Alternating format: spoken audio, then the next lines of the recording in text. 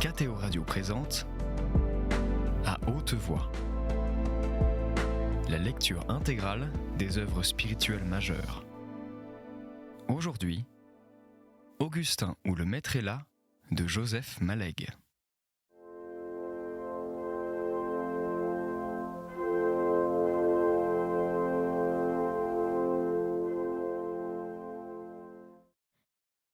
Le piano s'était arrêté.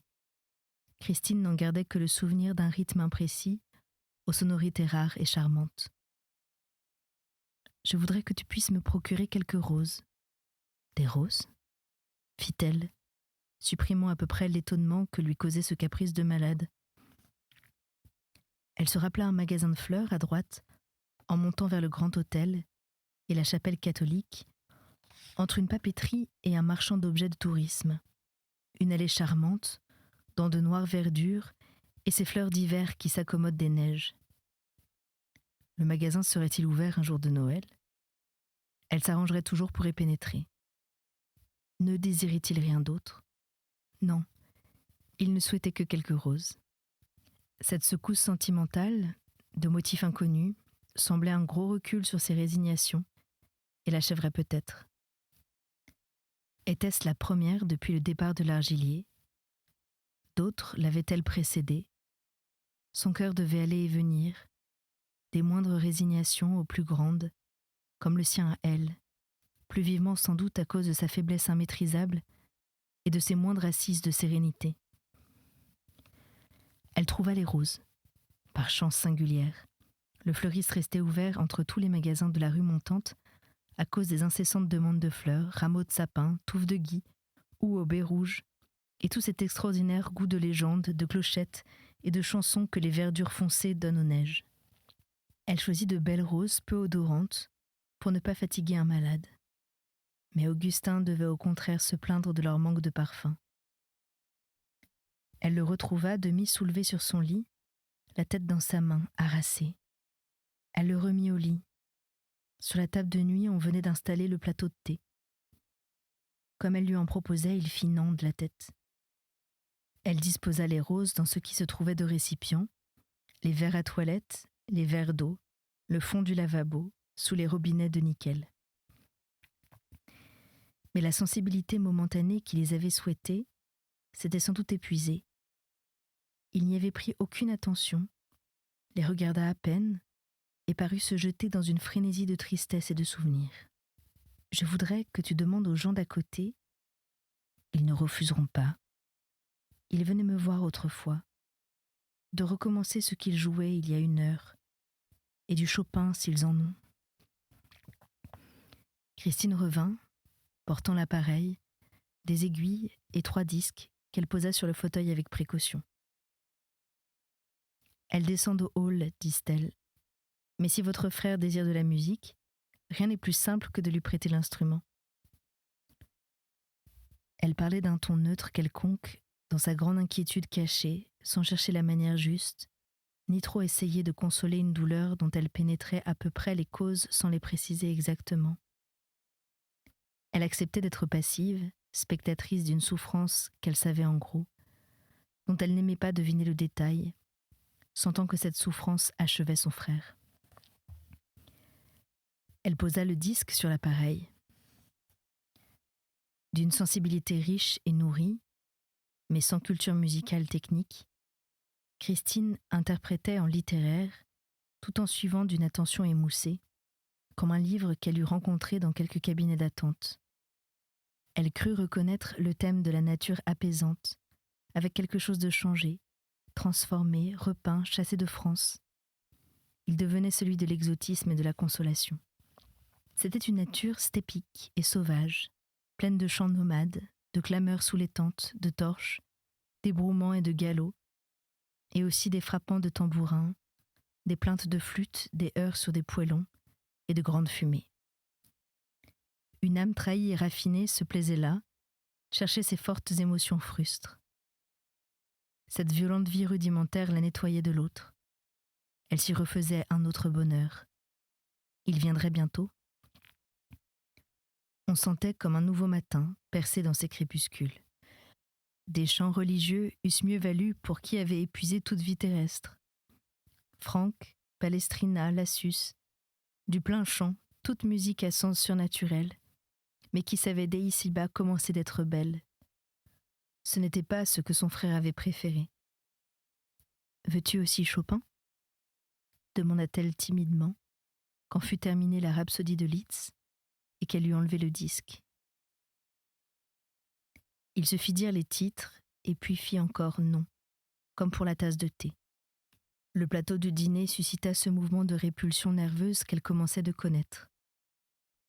Elle demanda qu'on montât du café au lait, qu'il accepta. Elle mangea elle-même hâtivement et s'assit auprès de lui sans parole. La pauvre femme ne savait plus de quelle souffrance elle souffrait au juste. Tout était réuni et mêlé en une confusion de douleurs. Le premier coup qu'il avait frappé paraissait durer encore et continuer simplement son élan d'une façon cruellement longue qui eut besoin, pour se développer, de plusieurs mois et de plus d'une victime. La souffrance changeait de forme, elle diminuait d'acuité, mais augmentait de volume. Une chape de plomb posée sur elle s'opposait au heurt nouveau comme une callosité providentielle développée par l'aptitude à souffrir. Si elle ne trouvait plus l'affolement des premières, dans les nouvelles épreuves, celle-ci épaississait néanmoins un peu plus l'impénétrable rideau qui la séparait du monde. La musique des danses et des chansons s'était atténuée. On l'entendait encore vaguement à travers les étages. « Veux-tu que je dise la prière avec toi ?» demanda-t-elle très bas, la bouche contre son oreille. « Oui, » fit-il, et il l'écouta avec un recueillement épuisé. Des pas sonnaient, que les tapis trop minces assourdissaient mal, et des bruits de portes fermées. Des malades regagnaient leur chambre et passaient en sifflant des airs. Le sanatorium, par degrés, retombait en silence.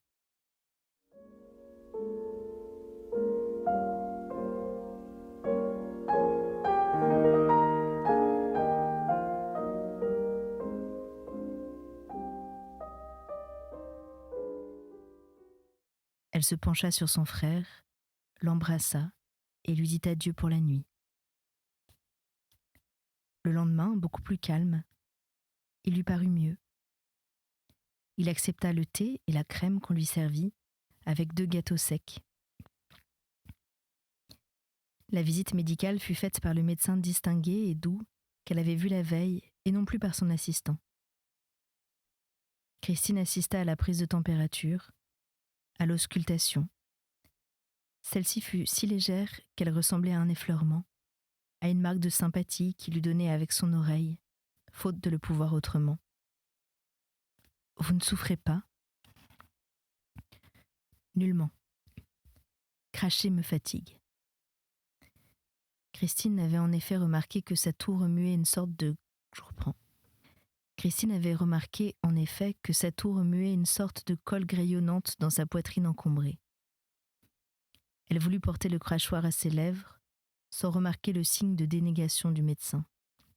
« Non, » fit Augustin avec son habituel souci de précision, émouvant à ces minutes. « Ce n'est pas la prise du crachoir, c'est l'acte de cracher qui m'épuise. » Il désira que Christine lui lût la messe de Saint-Étienne, premier martyr, ne pouvant la lire lui-même comme il avait fait pour celle de Noël. « Cela ne te fatiguera pas ? Au contraire. » Puis, avec un sourire de détente, l'argilier m'a expliqué que les saints portaient leur douleur à bras tendus. Un peu d'optimisme thérapeutique. Christine sourit, puisqu'il semblait le désirer. La messe finie, il la pria de prendre un papier jaune dans le tiroir de son armoire. « Si tu veux le garder en souvenir de moi, tu me feras plaisir. » Elle déplia et lut. Faculté des lettres de Lyon. Et sur les blancs de l'entête, 2 préfailles. Mademoiselle Anne-Élisabeth Marie Armel. Elle fut longue à comprendre comment ce papier se trouvait là, puis sentit naître sur son visage à elle un autre triste demi-sourire, long à s'éteindre. « Écoute, fit-il. » Elle s'approcha, pour ne pas l'obliger à parler avec trop de peine. « Prends tous ceux de mes livres que tu désireras. » Christine avait admiré combien sa bibliothèque était déjà riche. Elle occupait 2 pièces de son petit appartement de Lyon. Lui envoyer les autres pour son école risquerait de la troubler. L'argilier décidera. Il parlait avec ses sifflements et graillons embarrassés qu'elle avait remarqués. C'était à peine une respiration. Il semblait s'efforcer d'avaler de l'air à petites gorgées, comme avait fait leur mère. Ce symptôme s'aggravait même depuis la veille. Cependant, il s'expliquait avec une netteté épuisée. Hier, le choc était trop fort. Aujourd'hui, je supporte. Cette musique de Liszt, nous l'avons aimée ensemble. Nous devions l'entendre de nouveau tous les deux, 1 heure avant qu'on me donnât le panier des roses. Christine se rappelait date et coïncidence, revoyait le départ de son frère le soir du dîner, mais aucune image ne lui revenait de cette corbeille de roses. Elle cherchait en vain, déplaçant de féroces souvenirs. Comme toute l'amertume de cette recherche se montrait sur son visage, elle surprit la grande pitié de son regard à lui, fixé sur elle. Ils comprirent tous deux. Quelques cuillerées de consommé furent acceptées au déjeuner de midi. Mais l'obligation de lever la tête fatigua le malade. On lui glissa un second oreiller. Il resta ainsi 1 heure environ. Christine pensa qu'il aurait plaisir à revoir le paysage qu'il aimait. Les colossales épaisseurs calcaires édifiées dans le ciel de hauts hôtels d'une noblesse angélique.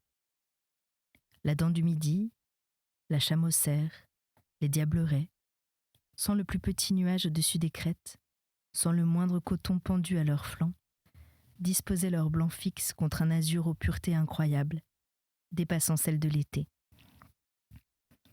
Christine mit sa tête au niveau de celle de son frère.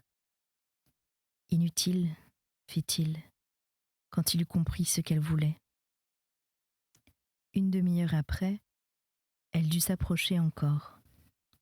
« J'ai tout. Je pouvais mourir brutalement, loin de toi. C'est beaucoup de miséricorde. »« Arrête-toi, dit doucement Christine. » Il termina néanmoins avec une sorte de sourire. On dira aussi euphorie in extremis. Vers 4 heures, Christine, assise à toucher son lit, vit qu'il la cherchait. Elle se déplaça pour qu'il n'eût pas à tourner la tête. Il la maintenait sous son regard, plein d'épuisement, de possession de soi et de paix. Elle eut l'intuition qu'il désirait une union de prière, peut-être celle des agonisants. Mais sans doute, il se lasserait à les suivre. Elle prit le chapelet. Il maintint sur sa sœur ce même sourire sans effort qui persista bien qu'il fermât les yeux. De douces petites inconsciences commençaient de l'engloutir, dont il remontait pour retrouver une pensée liquide, lumineuse, un peu vide, sur un immanœuvrable corps de plomb. Il aurait peut-être remué les doigts, s'il l'eût voulu très fort. Des « Je vous salue Marie » pleines de grâce, d'une matité limpide, ceux de Christine, en appelaient d'autres, ceux d'autrefois, sur des routes, dans des bois montants. Sa mère très jeune, comme dans le temps de ses Ave Maria, dit « Quand je serai morte, je comprendrai. » Le passé et le présent fusionnaient. Il n'y avait plus de durée. Bien sûr, s'il eût voulu très fort, il aurait aussi séparé ces moments qui s'agglutinaient. Il respirait à petites bouchées, sorti d'une poitrine dense, indolore, hors d'usage. Une courte inconscience de nouveau le reposa. Il en revint sur les mots, maintenant, et, à l'heure de la mort, de l'Ave Maria. De même sens désormais, il sut qu'ils se confondaient. Il n'avait jamais pensé qu'ils pussent se confondre. Ce lui fut surprise, élargissement, repos dans la clarté, comme la fin des bois montants. Il repensa « in extremis ». Il sentait qu'un autre mot précédait ces deux mots, mais il ne put se rappeler lequel. Il eût souhaité faire une certaine chose dans cette douce clarté tendre. Il ne pouvait à cause de sa faiblesse. Et même cette tentative le fatiguait, ajoutait à sa sueur.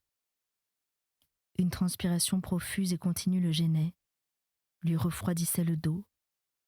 On n'aurait pas le temps de lui essuyer le dos. Il savait qu'on n'aurait pas le temps, qu'il ne pouvait plus le demander, qu'on ne devinerait pas. Rien de ce qui exigeait un effort, il ne le pouvait plus. Mais voici que cette chose qu'il eût souhaitée s'accomplit toute seule. D'elle-même, dans son autonomie de pensée flottante, cette faiblesse eut l'idée de s'offrir à Dieu, comme lui-même avait appris à le faire de ses peines autrefois. Il sentit que c'était cela, précisément cela qu'il avait voulu. Cette offrande à Dieu et la sueur froide de son dos se mêlèrent un peu confusément. Et de nouveau, la brume l'engloutit.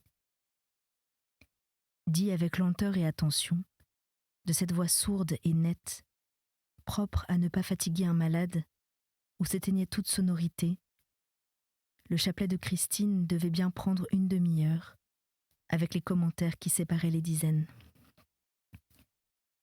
Quand il fut achevé, elle s'aperçut à une indéfinissable inertie de la figure, à l'inconscience mécanique et hachée de la respiration, à la fixité d'ouverture des paupières, que son frère ne devait plus rien suivre. À ce moment, l'infirmière entra, posa le thé de 5 heures, dut prendre cette immobilité pour du sommeil et se retira en évitant tout bruit de porte. Ce fut ainsi, vers 6 heures du soir, qu'il entra dans la douce et miséricordieuse mort. Christine se leva lentement. Elle commença d'aller fermer la porte-fenêtre, se ravisa, la rouvrit, s'aperçut qu'elle agissait comme une somnambule, revint vers le corps, le regarda longtemps, vit s'établir des traits d'une jeunesse auguste. Elle admirait combien, malgré l'effrayant creusement des tempes et du visage, il restait beau de noblesse austère, d'une sorte d'autorité qui commençait d'être riante, à laquelle s'étaient jointes quelquefois bien des nuances de hauteur, et de ce calme très pur, fixé dans le marbre des morts. Tous ces dons, exaltés par la définitive immobilité que cette solitaire gardait maintenant l'habitude de voir au bout de toutes ses tendresses, la pauvre âme tourmentée par l'absence de Dieu jusqu'aux miséricordes finales, n'en avait désormais plus besoin. Il demeurait là, confié au visage, pareil à des vêtements bien pliés, rangés pendant le sommeil.